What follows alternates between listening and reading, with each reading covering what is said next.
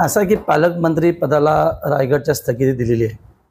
आदिती तटकरे पालकमंत्री घोषित झाल्यानंतर जो उठाव झाला त्या उठावाच्या अनुषंगाने आणि आम्ही केलेल्या विनंतीनुसार महाराष्ट्र राज्याचे मुख्यमंत्री, दोन्ही उपमुख्यमंत्री यांनी त्याला स्थगिती दिली आणि आज पुनश्च आज या ठिकाणी 1 मे कामगार दिनाच्या निमित्ताने ध्वजारोहणाचा अधिकार आदिती तटकरेंनी दिलेला आहे।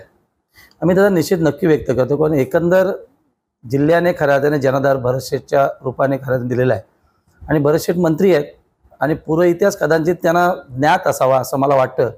कारण मागच्या सरकार जेव्हा परिवर्तित झालं तेव्हा ह्याच आदिती तटकरे पालकमंत्री होत्या, त्यांच्या विरोधात आम्ही उठाव केला।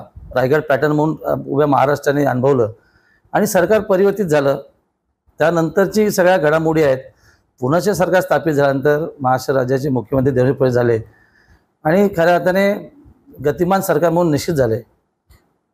मी मुख्यालयातला आमदार म्हणून आमच्या सगळ्या तमाम रायगडवासियांची विनंती आहे की स्थगिती असताना त्यांना तो अधिकार देऊ नये। द्यायचा होता तर भरत शेठ सिनियर मंत्री आहेत आणि रायगडने जनाधार आम्हाला आमच्या पक्षाला दिला। 3 आमदार आमच्या पक्षाचे आहेत, भारतीय जनता पार्टी 3 आहेत, एक राष्ट्रवादी, असे 7 आमदारांचा पूर्ण जिल्हा आहे।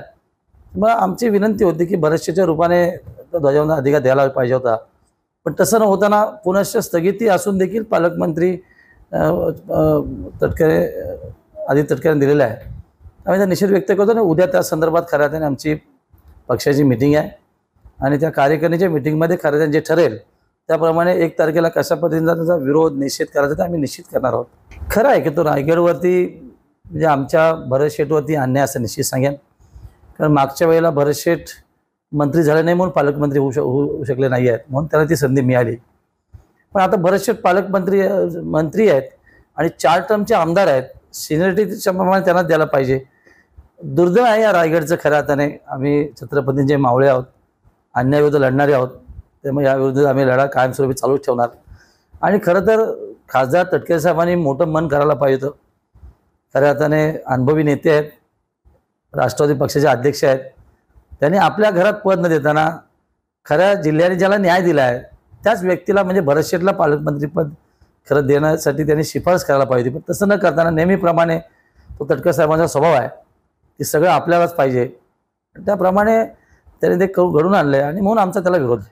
टाइम्स डिजिटलला लाईक करा, शेअर करा, सबस्क्राईब करा आणि बेल आयकॉन दाबायला विसरू नका।